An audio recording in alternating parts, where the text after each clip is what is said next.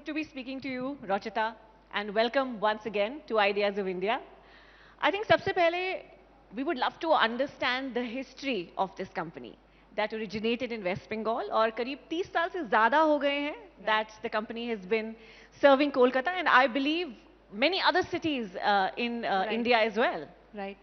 So we started in 1986 when my father first came to Kolkata from a small store in Lindsay Street of 100 square foot only. Today that store is continuing to be our flagship store and it is more than 40,000 square feet big. It is, we have the world record, thank you so much. We have the world record of being the largest single brand footwear store in more ways than one.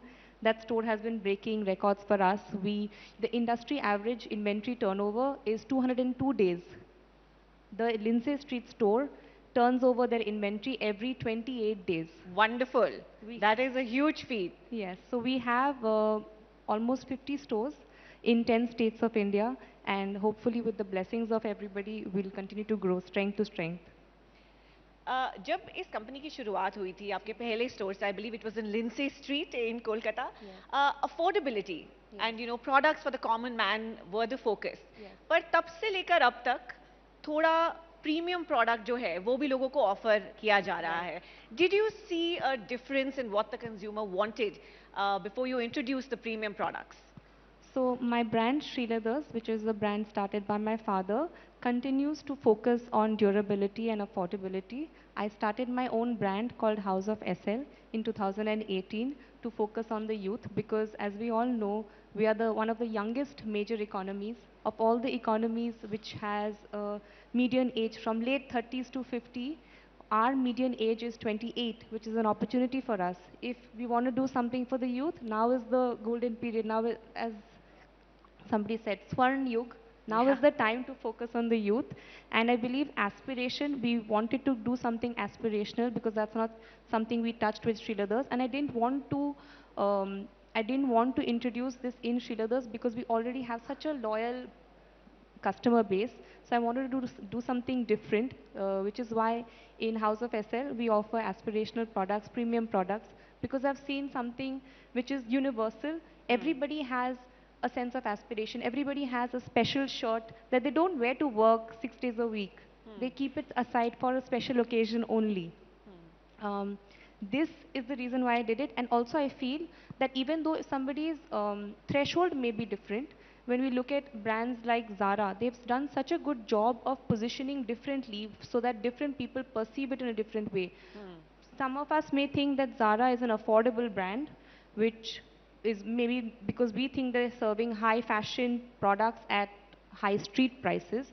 But for most of us in India, Zara is an aspirational brand. yes it's expensive It is expensive, especially in India. So they've done such a good job of positioning themselves so differently for different people. And that's what I think the future of India is.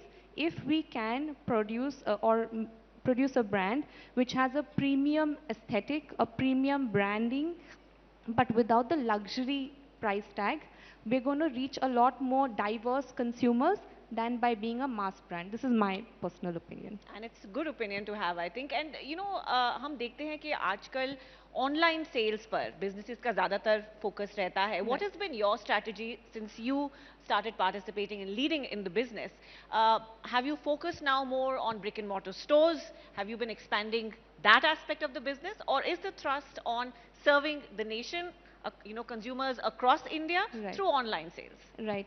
So I think for FMCG products, online is great. And even as a brand, we do believe in having an omni-channel strategy going forward. Having said that, for shopping goods, tangibility plays a very important role. I may be able to buy a t-shirt online and I can adjust the fitting in some way or the other, but my footwear has to fit just right. And also personally, experience is important for me. For me, shopping is a form of entertainment. So I would like to go to a store, try out different shoes, and then decide what style I like. But if somebody does prefer convenience, we also do sell online. But it's also very important to know that it is a lot easier to build loyal consumers if we have an offline store. Online, it's a lot more difficult to convince a customer that, we are a brand, we are here to serve you. That is, I think, something that's missing. But other than that, yeah, I think it's important to have an But omni-channel strategy. कई लोगों की सोच ये भी हो सकती है कि अगर ब्रिक एंड मॉर्टर स्टोर्स हैं, फिजिकल स्टोर्स हैं, तो जो कैपिटल रिक्वायरमेंट है वो काफ़ी बढ़ जाती है, Yes. And online sales is perhaps some of the easier Right. ways to sell. So just your thoughts on that. Yes. So a lot of people think buying online is easy, but how many times have you bought online and it's not what you thought it was? There is a very popular meme, what I booked and what was delivered. There's a reason for that. So if you're doing it for convenience, it ends up being even more inconvenient for you to go back and you have to change it. Brick and mortar stores, yes, if you're going to start off, it may be an expensive endeavor, but having said that, the service we can provide from our brick and mortar stores, because if I had my own logistics company, yes, maybe I would be able to feel more competent in terms of delivering to our customers. But having said that, for now, I think it's important to have an online store presence for shopping goods, but it can never take away the experience of shopping in person. You are a second generation entrepreneur, right? What are some of the things that you've inherited from your father's leadership style? And what are some of the new things that you've introduced to him? So, one of the basic differences is that when my father started off, he had nothing to lose. If he made a mistake, so what will he lose? But I am very cautious of making a mistake. That's why I started House of SL for all my experiments, for everything I'm thinking that's new in the business. My job is to make sure that the business stays relevant, evolves over time, but at the same time, it stays true to its core values. Having said that, our styles are very different. In the past, if my father had to open a new store, say in some district, he would actually literally have to go and build it. Like even today, if we sit for these meetings, he knows cement ratio makes, how deep the foundation has to be, the wiring.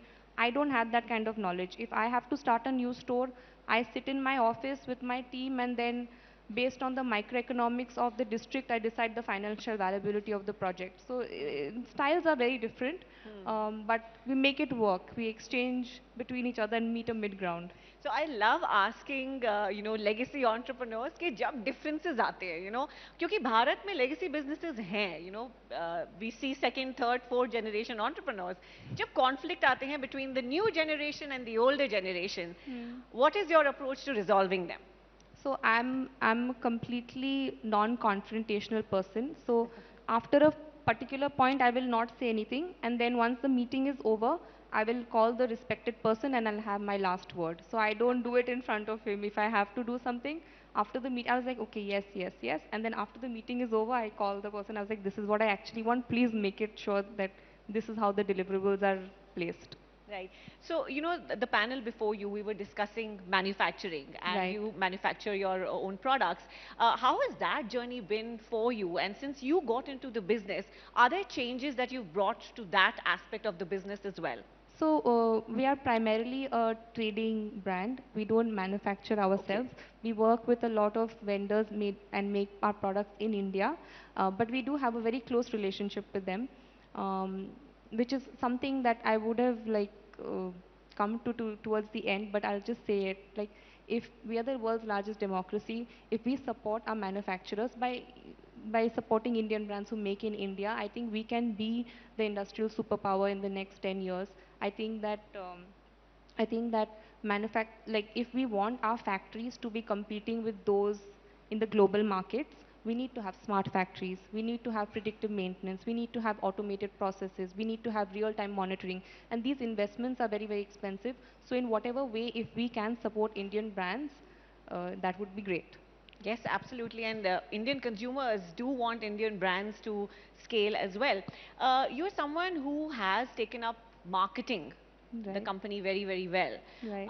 What are some of the success stories that you can share with us when it comes to marketing the brand?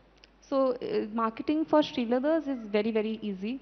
We believe in being 100% transparent and authentic. We don't go out of the way to prove anything.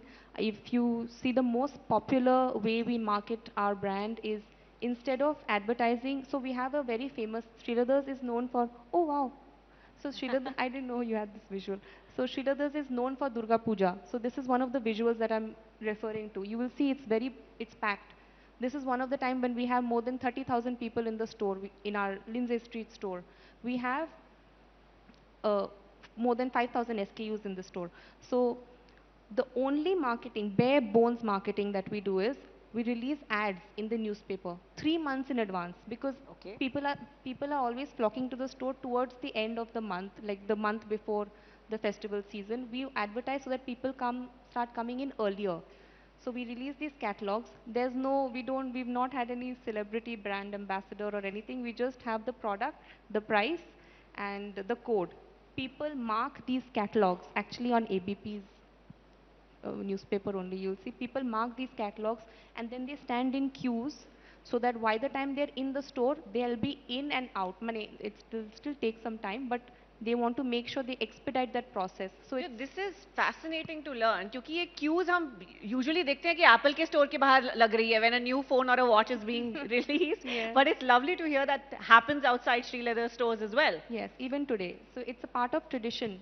Most families, when I hear stories from them, so another thing that we do is instead of we don't have ambassadors, our customers are our brand ambassadors. They share stories. And I've always heard the story. I used to come here as a child with my parents, and now I've brought my daughter or son to the store. I also want to understand from you, Rochita, you know, we talk about women in business and women leading businesses. Right. Has it been any different for you? Do you feel that because you're a female entrepreneur, people's reactions to you are different? So I think gender stereotypes are assigned to us from a very young age. I have a brother who's 8 years younger to me. If a relative gave him a toy car, I would be given a kitchen set. But because I saw both my parents work very hard at work to lay the foundations of the brand, even if I got a kitchen set, I would think about managing and operating a restaurant. That is very important. We may not be able to, change the society, but we can change the narrative at home, and we can instill confidence in our daughters. There's a story of a manager assigning projects in a boardroom, where the manager is talking about the deliverables of the project, what are the timeline expectations, what skill set you require to do that project. And in that boardroom, there's a woman thinking, oh, I only know 80% of this project, so I can't claim it because I can't do justice to the full project. And in that same room, there's a man thinking, I already know 20% of the project, the rest 80% I will figure it out. And this is not an individualistic difference. We can go louder with the applause. This is systemic. So I think that I personally, because I was born in a business family, I have not had those hurdles, but that's an anomaly. I have met a lot of women entrepreneurs who've had to face a lot more resistance than their male counterparts, and that is the reality. Are there female entrepreneurs who have inspired you, who have been your icons? I think every female entrepreneur who's starting off is my icon, because the start is the most difficult. Once you reach a certain stage, it gets easier with time. To anybody who's trying to be a female entrepreneur today and is not being able to find her break, I wish you all the best, because you're going to need it and you're going to have to fight harder to prove your point, but I hope you make it. Okay. I think the claps are saying more than I need to. One final question to you. We are sitting on the ideas of India stage, so I have to ask you, as a woman leader running a business, what is your idea of India? My idea of India is that by 2027, we're going to have the largest workforce in the world. I hope we are all prepared with our infrastructure to be able to use that. We are going to have a steady supply of labor, of services, of all the other major economies. Our population is going to be more adaptable to learning new technologies. And the people in this room, the people who are the the people who can make the changes in the world, it's our responsibility to build that infrastructure, to give that opportunity, not only in major cities, but also for rural and marginalized communities, so that everybody has that opportunity to change India. If we all work together, will we see the idea of India be successful. Wonderful. It's been so nice learning about you, your company, and Thank you. what you plan to do with it. We wish you the very, very best for the future. Thank you so much, Rochita. Thank you. Thank you. I'm really humbled that I'm here with the upper echelons.